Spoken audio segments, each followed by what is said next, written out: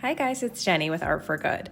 So sometimes when I don't know what to paint or I'm in a creative block, I just go back to the basics and reduce the number of colors I'm using, and sometimes even go back to techniques that I haven't used in a while. And so I thought this was a good opportunity for me to do a Dutch pour for beginners video, because a lot of my videos kind of combine techniques or they're a little bit more advanced.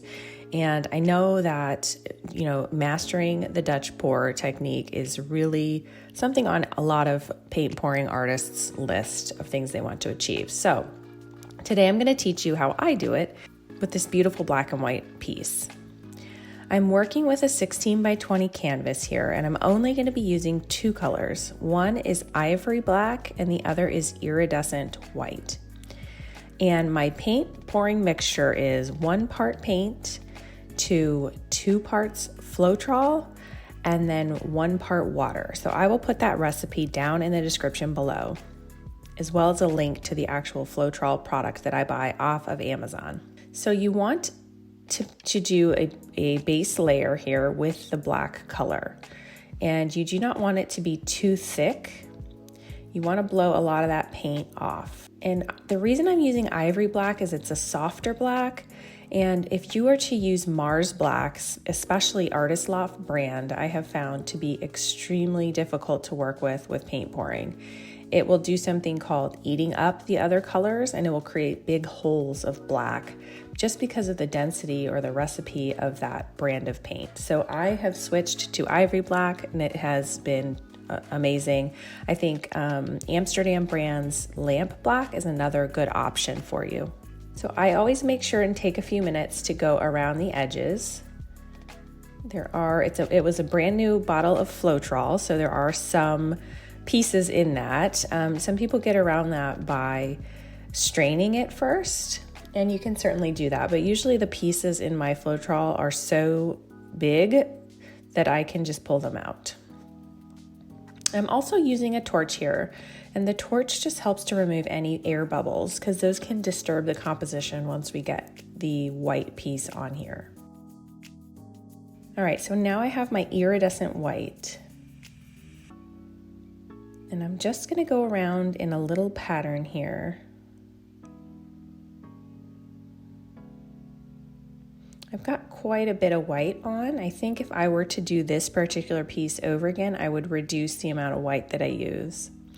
And now you'll see I'm going to go around that with black. And the reason I'm doing that is because we're going to use our hairdryer to basically blow over the white piece.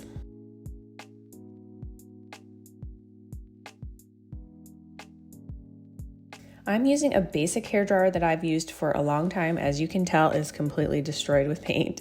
I'm using it on the low setting. For me, I have not seen an issue with using the heat setting on these. I know some people try to only use the cool setting, but to be honest, I haven't noticed this in 5 or 6 years of doing this technique. So I am just going over, and you'll see I'm holding my hairdryer at a tilt to just barely blow that paint around into a flowery shape. Paint should be fluid enough to be moving without having to use the high setting. If it's not working that way, then you should perhaps try again and just thin out your paint with a little more water.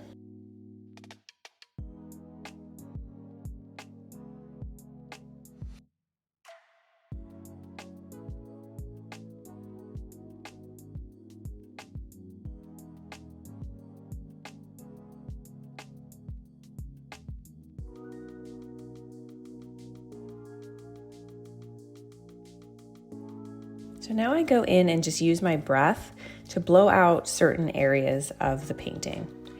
And this is just helping to make more of a flowery shape in a lot of the different areas. It's easier to control your breath in how you are creating the composition than it is with the hairdryer. So sometimes I will even only use my breath And I'm going to, it's hard to see here, but I am actually blowing some of that black over the white, and it's going to create this beautiful lacing.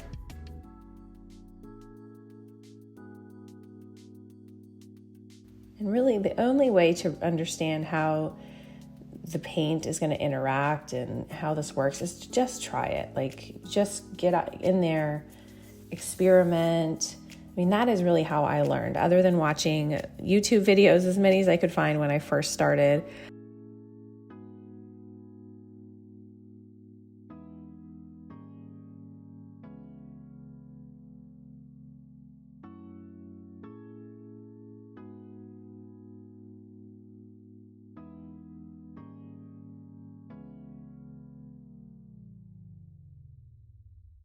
All right, now I'm going to quickly torch. The torching also helps these cells or that lacing form. And I'd love to hear if you have any questions about how to do this technique. Just put those in the description below. I'm happy to help if you're running into trouble with this. I'm also going in with a straw in some areas that were not easily reachable.